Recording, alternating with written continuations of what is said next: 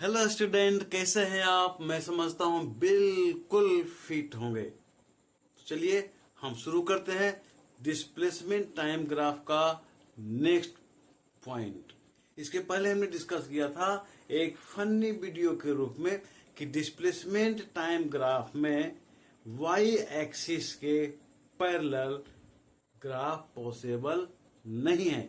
आज हम डिस्कस करने वाले हैं कि अगर कोई बॉडी वेरिएबल वेलोसिटी के साथ किसी पार्टिकुलर डायरेक्शन में मूव कर रही है तो उसका ग्राफ कैसा होगा, और किसी पार्टिकुलर टाइम में अगर हम उसका वेलोसिटी फाइंड करना चाहें तो क्या करेंगे। तो यहां देखिए मैंने ये ड्रॉ करके रखा है।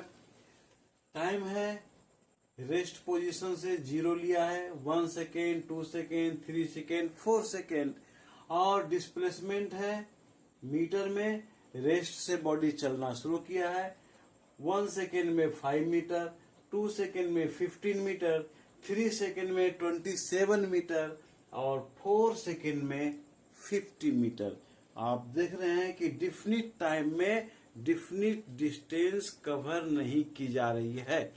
तो क्लियर है कि बॉडी का जो वेलोसिटी है वो वेरिएबल वेलोसिटी है, जिसको हम नॉन यूनिफॉर्म वेलोसिटी भी कहते हैं। तो इसका ग्राफ कैसा होगा?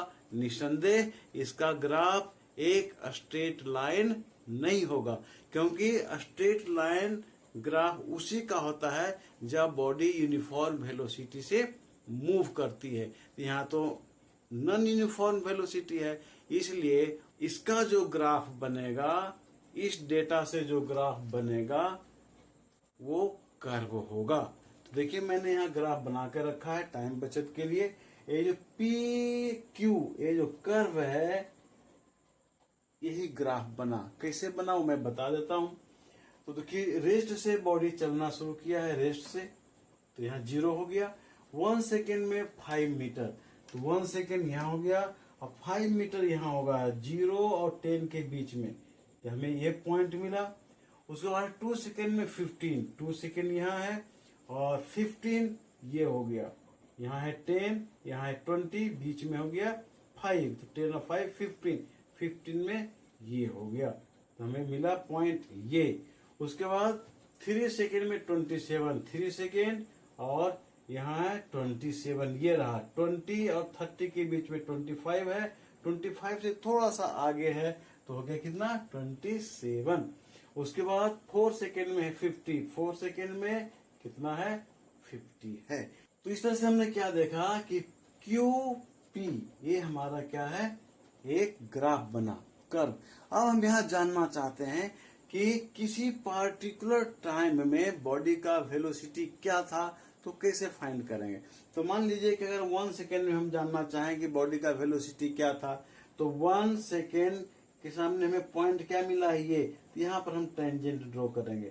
जैसे आपने मैथमेटिक्स में पढ़ा होगा ना, ये सर्कल है, तो टेंजेंट ड्रॉ करते हैं इस तरह से। ये जो टेंजेंट होता है वो सर्कल को क्रॉस नहीं करता, केवल बाउंड्री को, सरकमफेरेंस को टच करते हुए आगे की ओर बढ़ता है। तो ठीक उसी तरह से अगर 1 सेकेंड में हम बॉडी का वेलोसिटी निकालना चाहेंगे तो इस कर्व जो लाइन है QP, उसको यहाँ पर टच करेगा, अन्यथा टेंजेंट ड्रॉ करेंगे जो इस पॉइंट पे टच करेगा।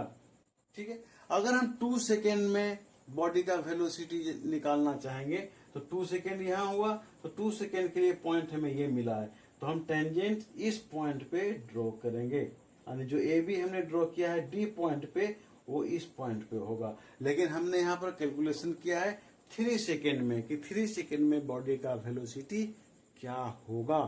तो इसके लिए हमने D पॉइंट पर टेंजेंट को ड्रॉ किया है। D पॉइंट का मतलब कि AB जो हमने स्लोप ड्रॉ किया है वो QP कर्व को D पॉइंट पे टच कर रहा है।